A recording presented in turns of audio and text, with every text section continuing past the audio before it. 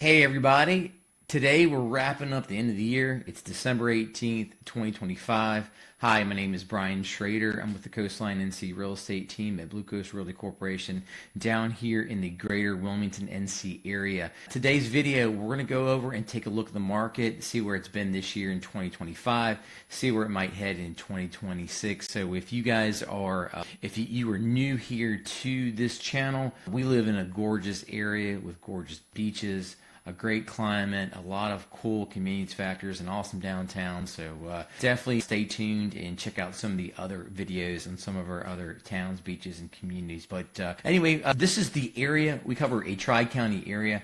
You've got Pender County, New Hanover, and Brunswick County. Beaches such as to the north, farthest north is Topsail Island, all the way down to Carolina Beach, Curie, Bald Head, Oak Island, Holden Beach, Ocean Isle, Wrightsville, and Sunset Beach. So in all the towns in between, such as Calabash, Southport, Charlotte, Leland, Wilmington, and Hampstead. So enough of that. Let's take a look at some of these numbers here. Now, this chart here shows the Tri-County area, Pender, New Hanover, and Brunswick County, and this shows going back 3 years. So all these charts will be in 3-year increments.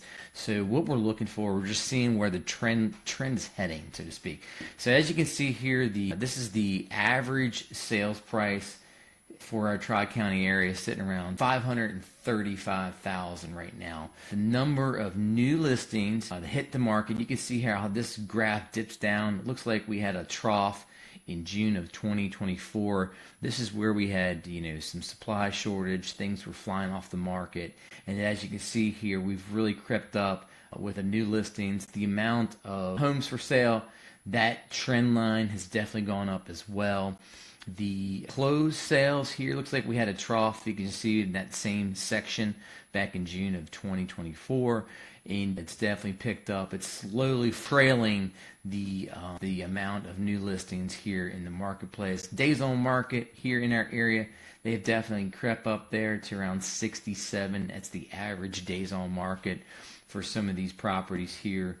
And the months of housing supply has definitely crept up there to around almost close to 6 months of housing supply here in the marketplace. So what are sellers getting, as a percentage of list price? Well, here you can see on all residential properties back in 2023, they're getting 100% of asking, and that has trickled down to around 97% of asking. In the price per square foot here is kind of flattened out a little bit around that 270 is the average price per square foot. So, okay, in this graph, we're taking a look at specifically single-family homes. I wanted to show you here, the trend line up on this, as far as the sales price, the average. And then we're going to take a look at the days on market here. That definitely crept up, but I really wanted to show you the difference between, and you look at the percentage of list price to ask price. You can see where I want to break it down into resale properties, which this graph represents all resale, so no new home construction. And as you can see here, things are getting a little bit more negotiable at things getting around 97% of asking. So that is on the resale market. But if we switch gears and we look at new home construction, it's been relatively strong. You're getting a lot of, close to around 100% of ask on new home construction. Now, this chart is it's not 100% accurate because with the new homes communities now, there's a lot of incentives out there. They have rate buy downs, they have monies towards closing costs. So it's really not a true reflection of the actual price because that's not factored into any of these graphs. So when you talk about new home construction, you'll see that it looks like it's around 100% of asking, but there's a lot of incentives. I think that in the future you'll see those incentives pick up as there's more housing supply in the new home sector here in our marketplace. Okay, if we head to the beach and we take a look at their marketplace here, you can see the average sales price here, ocean front homes here, it's creeped up around 1.6 here in our Tri-County area. And of course, that covers all the different barrier islands, but this is just for residential properties here with oceanfront views. The amount of homes for sale, it's kind of leveled off there. There's about 41 houses for sale with oceanfront views. the closed amount of properties, we've kind of had creeped up a little bit to around 41, but the oceanfront, we really don't have that much data to pull from. You got the days on market is around 120. A lot of those are, you got to factor in the residential market that's oceanfront, but most of these are going to be vacation rentals, which don't usually sell until like the off season in the fall and the winter. But months of housing supply, you can see it's definitely crept up there a little bit.